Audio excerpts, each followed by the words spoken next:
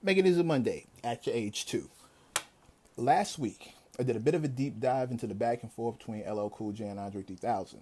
Conflict was centered around Andre's attempts at justifying his flute album by basically saying that at 48 years old, he was now too old to rap and had nothing interesting to talk about.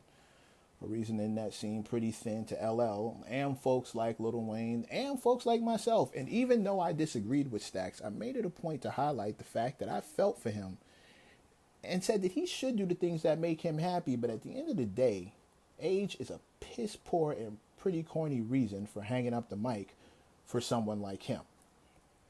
Now, although I don't ever expect everyone to always agree with me 24/7, it would be nice, but I don't expect it.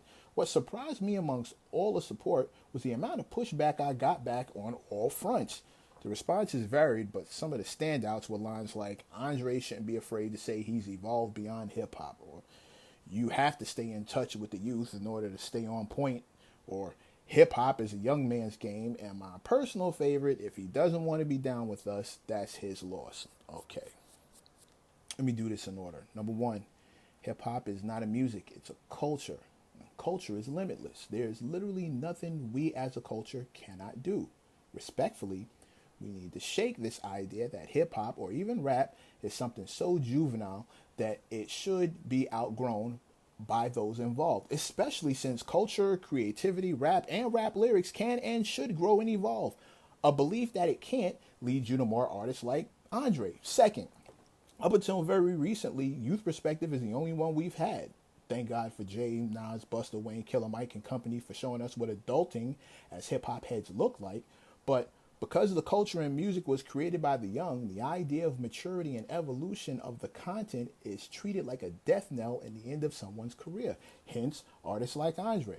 Third, expecting artists of all ages, experience, and walks of life to cater strictly to the youth 24/7 instead of to their specific fans of all ages, experiences, and walks of life, that's a strategy left over from the days that people believed hip-hop was a fad the youth would grow out of instead of a culture the youth would grow up in. In a world where every kid wants to be grown, it's not normal and natural to stagnate growth to appeal to the youth. Hence, artists like Andre. And lastly, acknowledging ageism isn't enough. We have to fight it actively. We have dudes like Jay with growth on full display, Nas flooding his fans with award-winning introspection, Killer Mike getting Grammys like Funko Pops, LL Cool J collaborating with Q-Tip for art at his highest level, Eminem putting numbers on the board, Busta Rhymes about to absolutely chemo these cats with the next joint. Trust me.